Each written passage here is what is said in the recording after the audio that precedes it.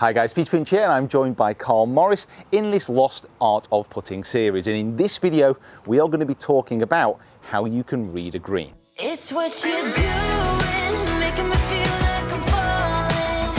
And when you're moving, I can hear my calling.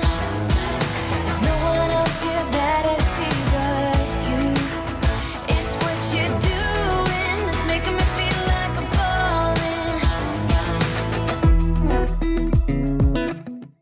Guys, remember to like the video and comment below how I read a green. So comment below how I read a green and like the video for a chance to win a copy of the book, which has been kindly donated by Karl.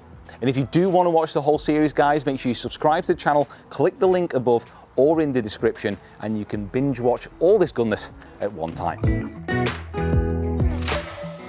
So we're going to have a little bit of a talk through about reading greens, exactly what that involves, because there are quite a few different methods, and certainly myself and Karl, we're not extolling the virtues of anything in particular, but there are some really good rules that you can apply, and certainly some really good stuff in the book about this. So just want to explain about green reading, about why people don't do it very successfully most of the time. I think the first thing for me, Pete, is actually what state is a person in, what state's a golfer in when they walk onto the green. Because to be good at green reading, you actually have to be receptive to the puzzle that the green's setting you. Yes. And for most people, they're walking onto the green with just a head full of noise about, oh, if I knock this in, I'll get back to level, or if I knock this in, I'll, all the stuff that's in our head about what may or may not happen to the putt takes us away from being receptive to the surface. So one of the things that we talk about in the book is a couple of exercises to just actually tune in, whether it be to your breath or the feeling of your feet on the floor. It might seem a bit left field and a bit quirky, but what that does is calm you down and get you ready to receive the information that the green gives. Touched on it before, I think the individual's sacred, in the sense that if you look at putts from 4 different positions and you're a great putter, keep doing it. Awesome. Keep going. Keep going. My point for most people would be, actually, as you look from more angles, do you become more or less certain of the putt? And I think for most people, more is worse. Yes, 100%. Would you agree on that? I would agree on that. I mean, a lot of the time, certainly people who consider themselves bad green readers, they overanalyze and they start to see things that just aren't there. A lot of the best putters, and a great exercise that I seem to find with people, is to get them to walk on the green, not bend down, just have a walk around and go with instinct and actually see what they feel. And most people actually are instinctively pretty good green readers. We have a drill in the book, because we're so keen on people getting better at pace, is actually to a bunch of putts on the putting green, just walk up to it without even reading it and hit the putt, see if you can get the pace right. And it's backing up with what you said, that the instinct is good.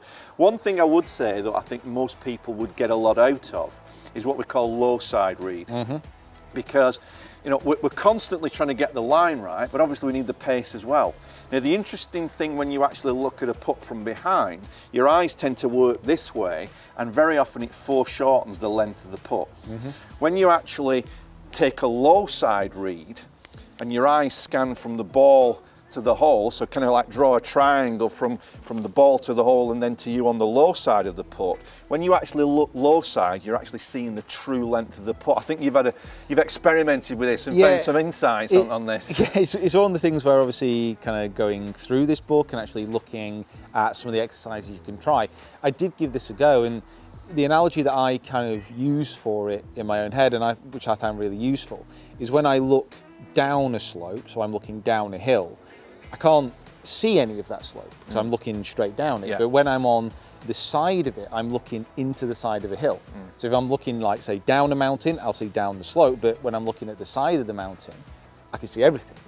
And it really did, it opened my eyes certainly to how much more break that I was needing to play. That was the thing that really got it for me. And the good thing about that, Pete, when you've actually looked low side and you've gathered that information, then you can ask the question, what does this ball need to do to go in the hole?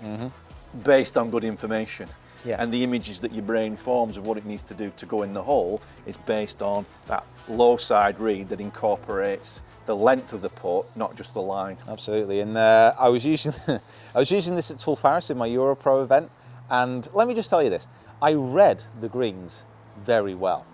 It was more the fact that I wasn't holding any putts because my putting was pretty damn awful. But that is a different story now. You'd put good information into the computer, but the computer was a bit dodgy on the day. But that story's in the past now. I've burned that particular book. I'm writing whole new stories about myself. And if you don't get that reference, then you need to go back and watch the videos.